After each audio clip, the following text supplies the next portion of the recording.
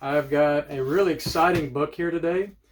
It's a pretty common book in the actual title of it, but if you look carefully at it, there's something special that makes it extremely rare. So here's the book right here, Amazing Spider-Man 90. This is where Peter Parker pops the question to Mary Jane. That makes it a key, but beyond that, there's something about this book that makes it really cool. I mean, we've got the newsstand, and some of you may have already figured out what it is, but we've got to get inside this book before we'll be able to take a look and find out for sure, right? Because it was marketed as a certain book, but let's make sure. So let's get over here, take a look, and grade this book as well. First off, this book looks tremendous if you just first glance at it. There's definitely some defects, but this book is very, very hard to get an ultra high grade, and this is why. See what it says right there? Mark Jewelers.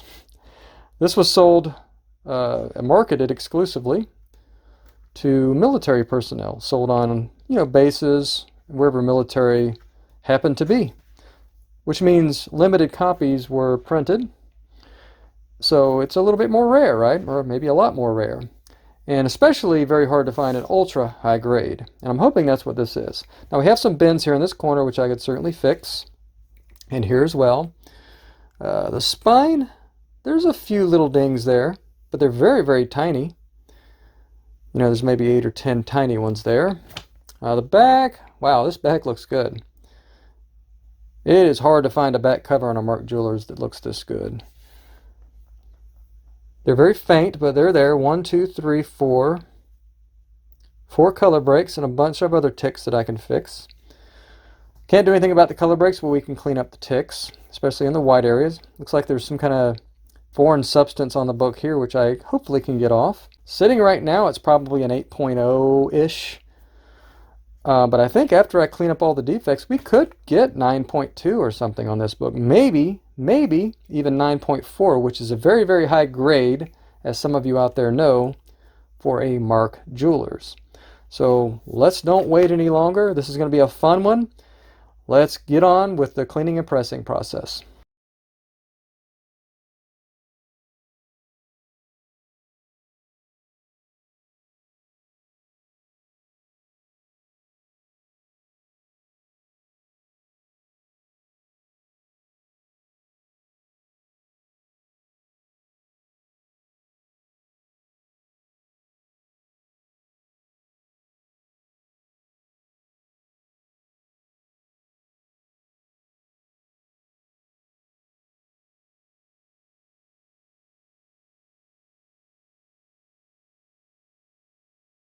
So the next step is let's press it here a couple hours, see what it looks like, and then we'll go from there.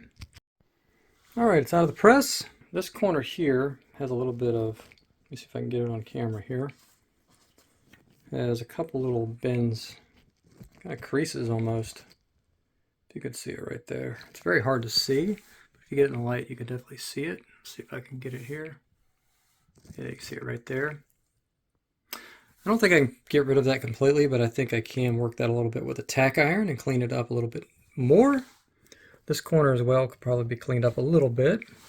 Other than that, the defects that were here in the center are gone. Yeah, I think I could submit this thing right now and get like a 9.2 at least. Probably. Maybe even 9.4. Not sure. Let's look at the back. There's a couple little areas I could still work on. Let's see. Now I was able to work this a little bit more with the eraser, and it was just kind of like a crust. You could still see it with the black light, and you could see it if you get the angle, it's still there. But I got all that darkness off of the book, and nothing much I can do about the actual oily part or whatever's in the book. I can't get that off. There's a little line here that I can clean up. But really not much. So I'm going to do the last little couple repairs that I'm going to do, and literally that's going to take me less than 10 minutes probably. And then we'll maybe just do a final press, and then this thing's ready for prime time.